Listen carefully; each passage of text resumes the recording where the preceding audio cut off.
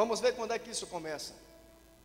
Quando você lê o capítulo 1 da carta aos Hebreus, no verso 1 diz assim: antigamente Deus falou aos nossos pais por intermédio dos profetas, mas a nós, nesses últimos dias, tem nos falado por intermédio do seu Filho.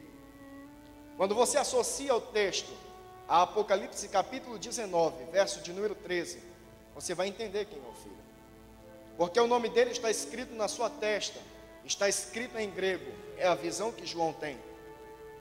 Logos Theon, palavra de Deus. E quando ele diz que Deus fala conosco por intermédio da palavra, ele também está afirmando que os últimos dias começaram a ser contados a partir do nascimento do Cristo, na cidade de Belém Efrata, na terra de Judá. Ali começa a ser contada os últimos dias.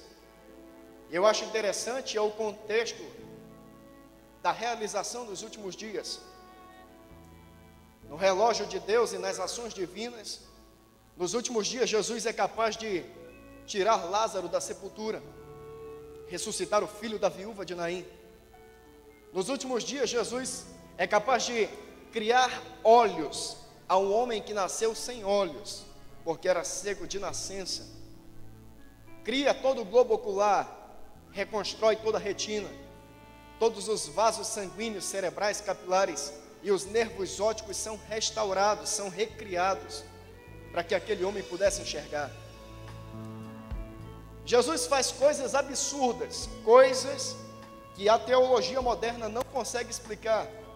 E como ela não consegue explicar, a teologia moderna, infelizmente, tudo que ela não consegue explicar, ela rejeita como verdade. Ela vai dizer que é mito, e vai apoiar em grandes pensadores da igreja da Idade Média.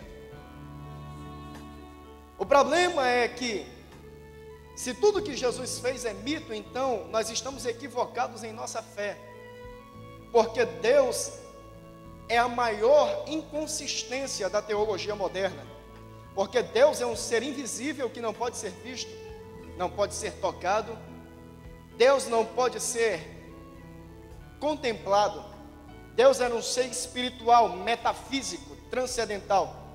É algo que está fora da concepção e da racionalização humana. Eu desafio qualquer teólogo a me provar a existência da Trindade e me explicar nos mínimos detalhes acerca desse assunto. É verdade que o nosso Deus subsiste em 3 pessoas, mas é um mistério que não tem fim. São discussões como as escolas de Armínio e as escolas daquele que foi conhecido como um dos grandes pensadores, Calvino. Nunca chegam a um consenso, nunca chegam a um entendimento, é uma discussão sem fim. O que Jesus faz é capaz de desafiar a mente mais sã que eu conheço aqui dentro. Diga para o seu irmão, andar com Deus é desafiar os limites da sua razão.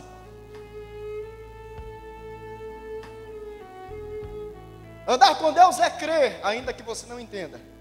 É crer, ainda que você não veja. É crer, ainda que você não sinta. É crer, ainda que você não compreenda. É crer porque existem coisas que estão acima de mim e estão acima de você. Existem coisas que estão na mão do Deus Todo-Poderoso. Ora, os últimos dias são marcados assim, mas são marcados por contradições. E bem escreveu Paulo, na primeira carta a Timóteo, no capítulo 4, olha o que Paulo vai dizer, no verso 1, porque o Espírito expressamente diz que os últimos tempos serão marcados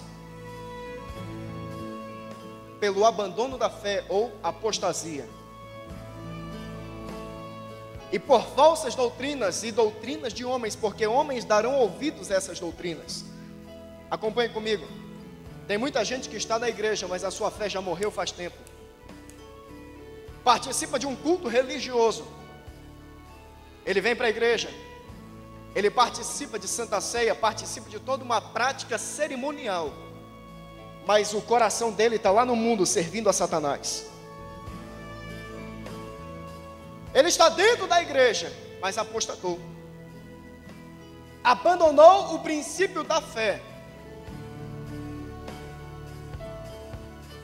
Posso fazer uma pergunta que o Cristo faria? Só não responda, pense. Jesus disse uma parábola para os discípulos. Ele disse assim: quando o Filho do Homem vier, achará fé sobre a terra?